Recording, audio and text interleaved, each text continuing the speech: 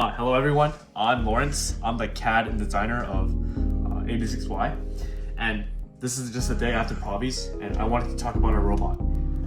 This robot carried us from the October Thanksgiving WPRA competition all the way to the Peers Provincials, and I'll talk about why we kept the robot for so long, our design philosophy, some cool aspects of our robot, and some things we're looking forward to. I think I'll start with how we designed this robot. So this robot is first CAD'ed and then built fully. We thought that saved time and made it so that we didn't have to waste parts and energy free building. Some parts are still free built since it's really hard to fine tune stuff on CAD, but overall the bot is CAD'ed. Furthermore, in October we wanted to keep the robot for as long as possible since we realized that rebuilding would make it so that you have to tune the robot all over again, and that was mainly what slowed teams down. And that time that we saved, it allowed us to do a lot of innovation, test a lot of things such as the medical Descore, PTO for the intake, ball lock, and stuff with coding. So I think I'll start with the drive base. So for this robot, we chose to go pretty fast. We went with 3.25 Omnis on 450 RPM blue motors. And that made it so that we had a good balance of speed and maneuverability on the field. We have a raised traction wheel here since when we're crossing the barrier in skills or in matches, we wanted the bot to over-center as fast as possible so that the intake would contact the balls and that the balls would not get stuck underneath the drive base. And that was a reason a lot of robots got stuck. Furthermore, we had sleds here to help us do that. They're pretty standard. And this notch here was really important since it covered the super axle brace here and it prevented the robot from getting caught. To help with intaking and aligning with the long goal, we had funnels on all four sides of the robot. The front of funnels also had wall riders that helped with wing play and getting pushed up against the wall so that we could escape defense and get the wing back into the goal, which we'll talk about later. For the back, they were much more bulkier and smooth so that when the truss approached the robot, they wouldn't get caught on our drive C-channel, and that made it so that aligning was a lot easier. To prevent bending, we have two cross braces and one half brace. We have a super axle brace on the bottom, as I mentioned, and we have a full vertical bar here. And because we didn't have a horizontal bar on our robot, we have an extra brace in the middle here to prevent the bot from twisting. Even though that the braces were pretty well built, the bot still twisted a little bit. It wasn't that bad, but it was still noticeable. I think I'll move on to the intake next. So when designing the intake, we chose to go with a Reblon style robot since when we saw Snacky Cakes and their S-Bot design, we saw that their intaking was fast and they could hold a lot of balls, but their center of gravity and how they manipulated the balls were not to our liking. And we saw that the style of play that Reblon employed at Mall of America, we really liked that, and we decided to implement that into our robot. So when designing structure on our robot, we boxed a lot of our C-channels to prevent bending, since the C-channel only bends on its horizontal axis and twists. And it sometimes bends vertically, but that's not very common, since a lot more of the structure of the C-channel prevents that. So at the bottom of all our robots, or in the middle, we try to use bearing flats as spacers. This makes it so that when a C-channel is under load, it doesn't twist as much horizontally, it doesn't give in, which because the force is spread out over a greater distance of the material. And because bearing flats are pretty light, since they're made out of nylon, I think, we can use a lot of them, and they're really nice.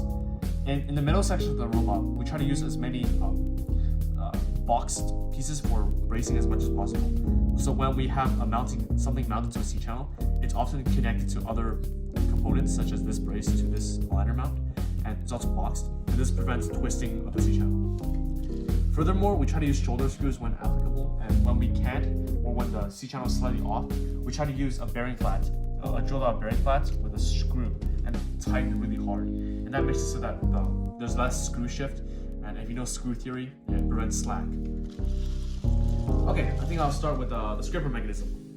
So the bot is out of air right now, but usually this piston here would push this bar down, and that made it so that this would approach the scraper tube at an angle. And because polycarb is really thin, I think 0.064 inches, it would wedge underneath the first ball and push the entire stack up. And as it entered, this bar would hit the back of the scraper tube and adjust to its contour. So that made it so that the balls would all fall down and hit the flap, hit the plate and fall into our intake, like so. And because there's so many balls in the scraper tube at first, the force required to do that first ball to fall out is not very high since there's so much pushing. And that made it so that scraping at first was really easy. But the problem with our intake is that because our ball is pretty long and we couldn't really fit much of a long scraper in, the scraper is only 12 long, we had to make it so that there's no much distance for the ball to travel to the intake. And that made it so our scraping was a bit slower. We addressed that by actually removing the first 2-inch flex wheel in the middle and replacing with a 1.625. And coupled with the funneling here, it made it so that when the ball hit the intake, no matter from which orientation the ball is, it would get contacted by 3 flex wheels. And that made it so that the intake would actually assist in pulling the block out of the scraper tube and into the robot. And that made it so that our scraping was pretty consistent. And coupled with a bit of motivation from the robot's drivetrain, we could intake all the balls pretty effectively. So with the scraper covered, I want to talk about the intake. So this intake was designed to be just as long as possible. So when we were approaching balls, the 3-stack balls in auto, we wouldn't have to drop the scraper to collect them. That worked out fine, although I think designing a thinner intake would be more worth it since wing play was a big thing later in the season. This intake is also pretty long as in relation to its rotational arm. As Edward said, you don't want your intake to move much, so we tuned it so that when the balls hit the bottom of the intake, the distance the intake had to move both up here and down here was pretty small. And that took a bit of tuning, but it was worth it. And to help, something we saw teams didn't really do much was actually tune their tray height. So this team, what we did was we actually changed where these bands are located, and that would follow the contour rotation of this intake here. And that made it so that our intake was pretty fast.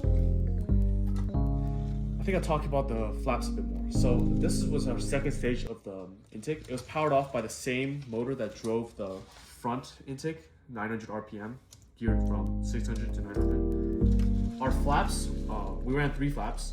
They were all same length of chain and pretty loose. And this axle slowly bent, which made it so that the middle chain was actually a bit looser, and then it would contact the balls a bit more. So when the intake runs, we can see that the flaps move slightly slower than the intake, and that made it so that the balls would wait here for the flaps to touch them, which made it so that it would be a lot easier to intake. For the flaps geometry themselves, we did normal chain and we added flexible bits. I don't have a ball right now, but when a ball sits at the bottom and at the top, the flaps don't have much force on them since they're already pushed to their most flat stage. And these small flex pieces really helped it motivate it from the intake up to the normal stage, or from the top of the intake to the flywheel, big flex wheel. And coupled with our flaps, it really made it so that the balls would consistently move up, yet still have enough give normally when we have 9 or 8 balls in the intake. For the flap geometry here, we have the center flaps is just normal, it's just uncut flaps that motivated the ball up.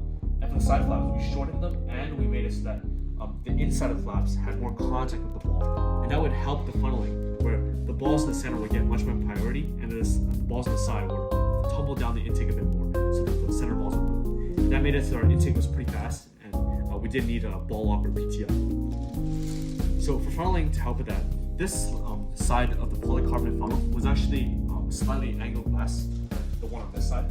That made it so that the balls would be more inclined to move in here and drop down here. And that made it so that there was priority in intake, and when 2 balls approached the flywheel at the same time, they wouldn't get jammed. So we have one motor here, and it's just chained 900 to 900 RPM from this 32 to 24 to 16, and that made it so that it was just really simple, and the friction was really good. We were thinking about mounting this motor lower to give it good CG, but we realized that by the time of Provi's, the center of gravity was already fine since the tank, battery, and brain were mounted pretty low. But we just chose to keep it up here just to save friction and time. So, I think I'll move on to the top stage of the robot. So the top stage, because we're running a split intake, is run off its individual 600 RPM motor. It powers these 3 rollers here, and that helps with scoring onto the goal.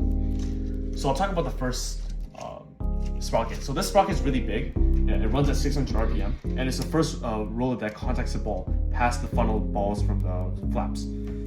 So something we can do with this roller here is that we can intake a little bit, like 3 balls into the flap intake here, and start running the top stage.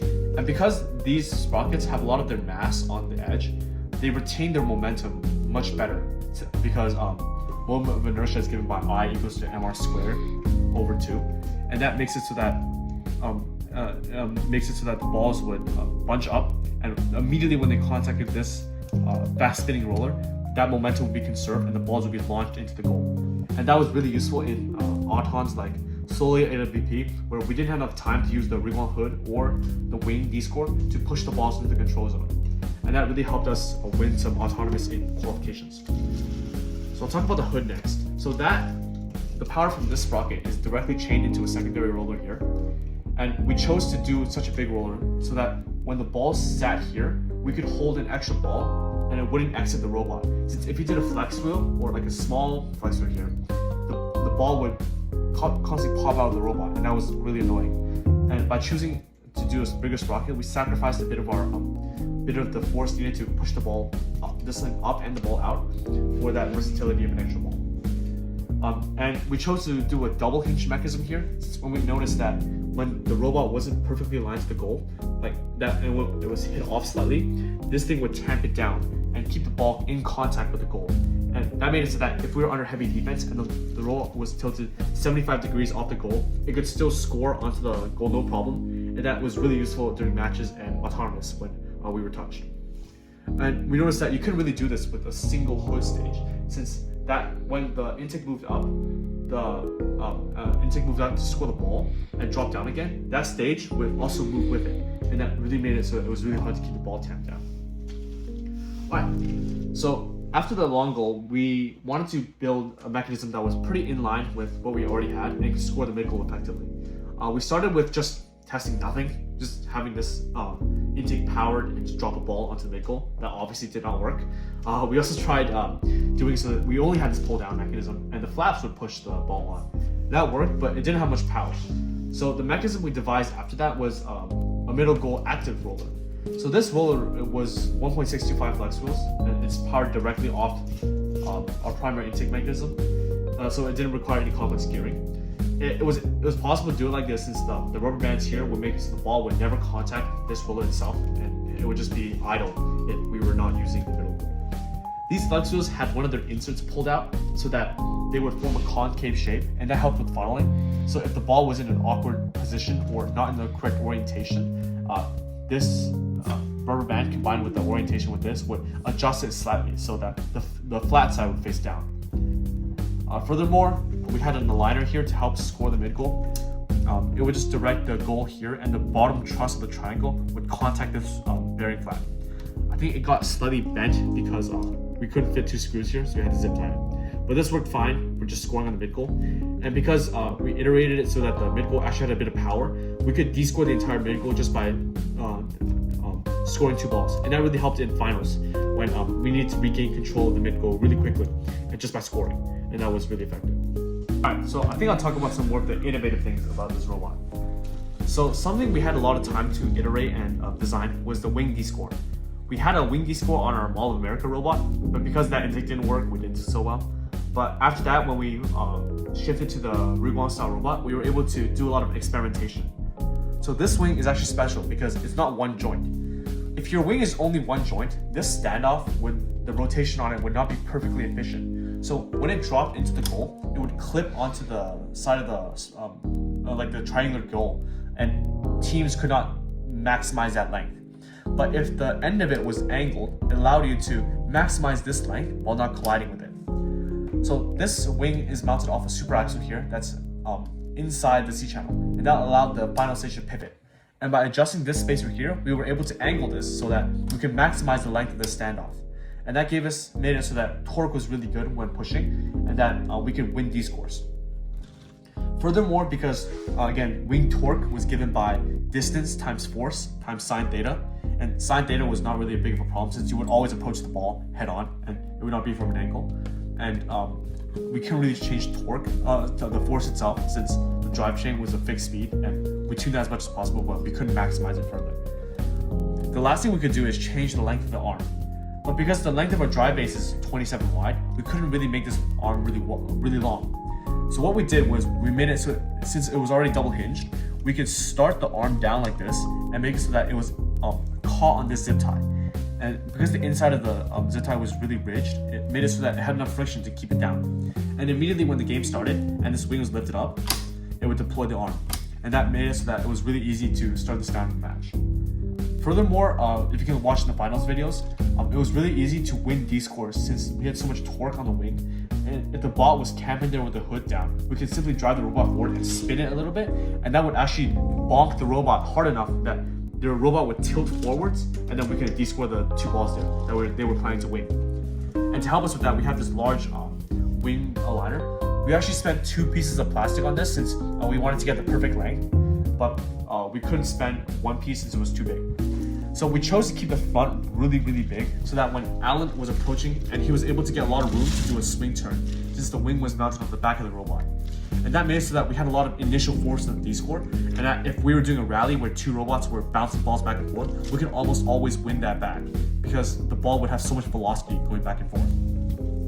And to compensate for that lack of speed of approach, we made it so the back aligner was really precise. Since when we score and we turn to use the wing, the turning like time you have there is not very big. So, and this was smaller. Since if it was bigger, it would physically hit the goal, and that would make descoring impossible. And this tuning made it so that if once Alan practiced that maneuver constantly, he was able to hit that really consistently onto the goal, and that made it so that we could score Descore really quickly. All right. For a middle goal Descore, this robot didn't actually have one. We used to have one on the front with a tip down mechanism here, and that worked well, but it was pretty heavy, and we found it was not necessary. And once we tuned the active intake here, we made it so that if we could just score balls onto the middle goal, it would naturally Descore it. It didn't really work well for skills, but for matches, it was pretty fine. I'm not the programmer, but I guess I'm the builder, so I'll talk about the sensors. So I'll talk about odometry first. These odom wheels were tuned a little bit. We mainly tuned the friction on the rollers themselves, and it made sure that when we were going back and forth on the field, this back wheel would not rotate. And that was a big problem we saw on other people's odoms, since if this was not rigid enough and it had a little bit of angle to it, driving forward would spin this odom wheel, and that made it so that you had horizontal drift. It was really bad for autons. So this robot has that too. For the front, we chose to do a non-cantilever bar. This is a 3Y sent through the Dremel, and that made it so that the wheel would be boxed on both sides and this would not twist. And it was really good for vertical tracking. We tuned it so that these wheels would also be in sync with the drive base, so that when we over-centered the bar, they would not contact the barrier. And that was really useful, just by not having any odom lift or any complicated mechanism, especially for the back wheel, since it tilted when we were crossing from the front. The problem with that is that if we crossed from the back, it actually didn't work, since the robot went over-center like this and then backwards. That made it so the odom wheel would catch, and it just killed our ability to cross from the back. Alright. Speaking of crossing, we realized that distance sensors were really good since they could measure your distance from the robot to the wall, and that after you cross the barrier, your odom would often get messed up. So what we did was we crossed the barrier and we would align to the field wall, and that made it so that the bot was always centered and straight on the field. And we used the distance sensor to get the readout from the distance to the nearest field wall and the distance to the back wall. And by doing that, we were able to get reset the odometry based off the distance readouts. And that worked well in practice, but I think at Provi's, the fields were a little bit wonky, and these would track underneath and go to the clear plastic part, and that killed our Provi's run. Furthermore, this distance sensor on the front is tuned so that it would dodge the loader tube, since the loader tube would sit here, and that this distance sensor was out of the way, and that was pretty good. I think lastly, we'll talk about like match strategy. So that we did a lot of practice on different wing scenarios, and we made Alan practice those against some of our sister teams. And that was really useful, since in a match when Alan realized that, oh, this scenario was this and this and this, it made it so that we could quickly apply what we practiced and do that scenario out again. And based on that output, we could adjust our game strategy. Furthermore, we really prioritized having balls in our intake, so we used a scraper a lot in the match. It worked out fine, but if we were under defense, we found it was actually pretty hard to get balls from the scraper too. Yeah. I think that's it for this robot. We'll be rebuilding soon since this robot just damaged beyond repair, even with the boxing and structure iteration. Yeah, good game at Provies. If you have any questions, feel free to comment or message me on Discord. Yeah, thank you so much.